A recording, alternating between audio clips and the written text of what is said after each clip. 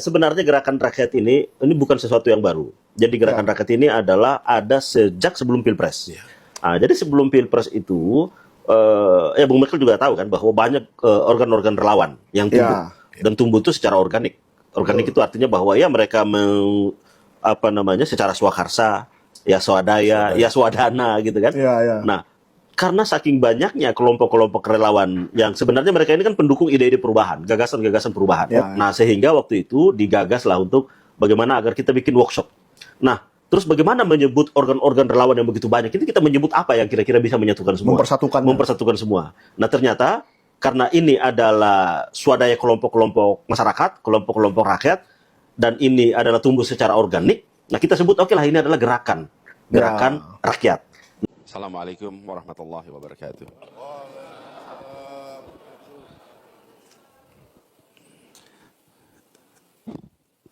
Alhamdulillah wa syukrulillah wa la hawla wa la quwata illa billah. Allahumma sholli wa sallim wa barik ala sayyidina Muhammad wa ala alihi wa ashabihi ajmain.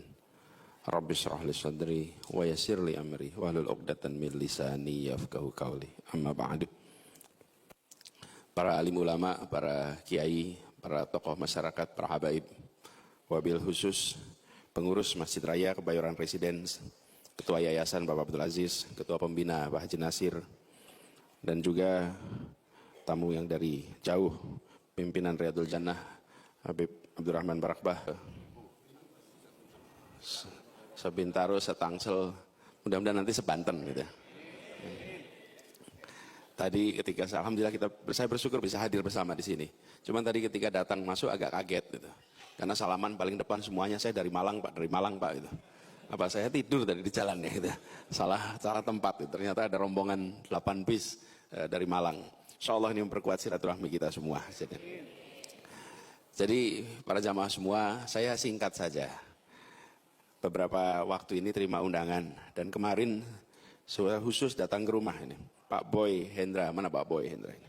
Ini yang tanggung jawab ini nanti Pak Boy. Pak Boy Hendra, Pak Sumardi dan Pak Piko.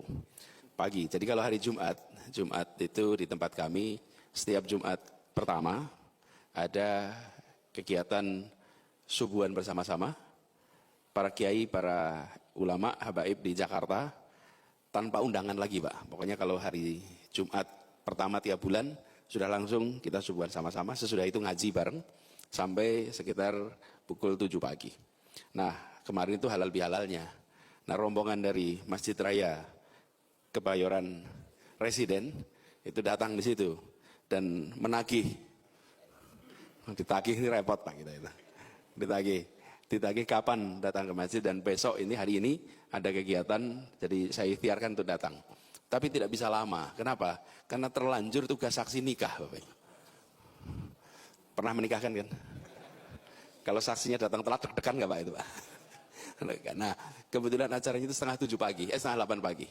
Jadi memang tidak lama saya harus kembali lagi ke Jakarta. Saya ingin menyapa, walaupun hari ini sebentar, insya Allah ini kalau makanan itu makanan pembuka dulu Pak ini. Ini appetizer ini. Insya Allah makanan utamanya berikutnya nanti. Kita jumpa lagi dalam suasana yang tumak ninah nanti. Tapi saya ingin hadir bersama untuk mendapatkan keberkahan majelis ini. Dan semua yang hadir di sini insya Allah mendapatkan keberkahannya. Saya tadi ketika datang bersama-sama dengan Pak Tamsil Lindrung, beliau di depan. Karena sama, beliau bersama anak-anak harus langsung pergi ke acara berikutnya. Ini memang Jumat, Sabtu, Minggu yang disebut sebagai apa? Libur panjang, dan di antara libur panjang ini Bapak Ibu hadirin sekalian, Ibu-ibu hadir di sini untuk mendapatkan keberkahan majelis yang mulia ini. Jadi sekalian, saya ingin titip sedikit saja. Ini bukan tausiah, tapi kita sedang menghadapi tantangan yang tidak kecil karena kondisi ekonomi kita berat. Alhamdulillah yang berada di sini, insya Allah kondisinya baik. Insya Allah kondisinya baik. Tapi itu artinya kita harus lebih sensitif atas kebutuhan masyarakat luas yang mungkin terdampak dalam kondisi yang berat seperti ini. Mudik kemarin turun 1/4.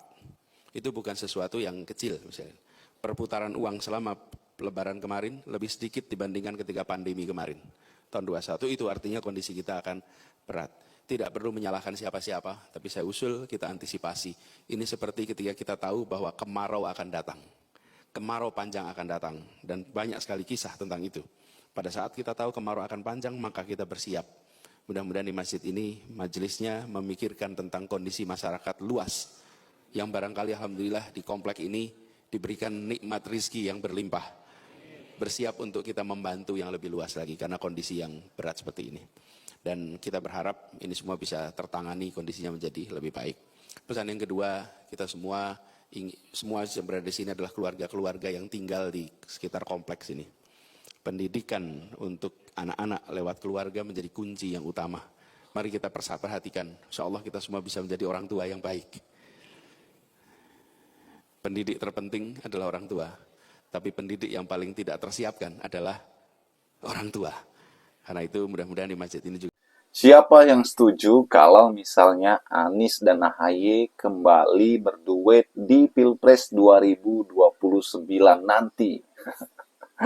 Ini sangat menarik teman-teman. Sebab kalau kita melihat Anies AHY ini bagaikan kekasih yang dipaksa putus ya oleh seseorang sehingga mereka tidak jadi untuk duet di Pilpres 2024 kemarin ya. Padahal chemistry mereka ini sangat-sangat luar biasa, sangat-sangat keren, sangat-sangat luar biasa ya. Dan Anies mengatakan bahwa yang memutuskan mereka ini sebenarnya bukan Aniesnya, teman-teman, tapi ada tangan-tangan yang sangat kuat di belakang Anies, sehingga mau tidak mau, suka tidak suka, Anies harus mengikutinya ya. Sebab apapun ceritanya ya, Anies adalah berharap ia maju sebagai calon presiden ya, karena ada partai yang mendukungnya. Nah, partai-partai inilah yang kemudian mengaturnya, teman-teman ya. Dan kalau kita melihat memang ya, politik itu dinamis, bisa berubah bahkan beberapa detik ya. Kalau kita ingat bagaimana kasus Jokowi yang maju di periode keduanya, teman-teman ya, pada saat itu Mahfud MD ya, bahkan sudah mempersiapkan baju jasnya.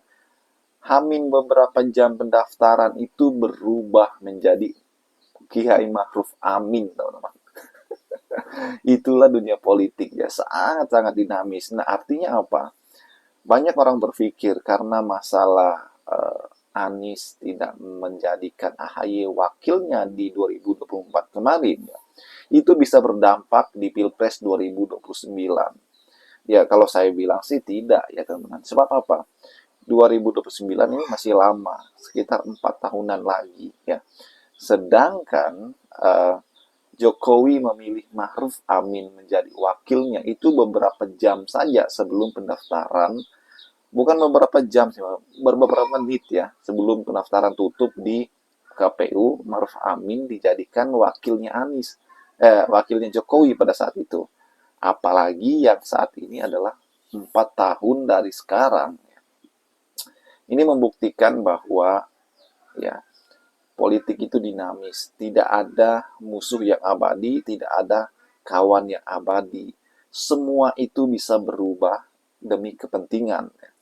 Nah, itu yang menjadi sebuah dasar kita, teman-teman. Nah, sekarang bagaimana peluang Anies ya bersama dengan AHY itu sangat lebar ya. Apalagi kemarin bagaimana kedua belah pihak ini ya tidak ada masalah ya sama sekali, teman-teman. Jadi ini fine-fine aja ya. Bagaimana menurut kalian?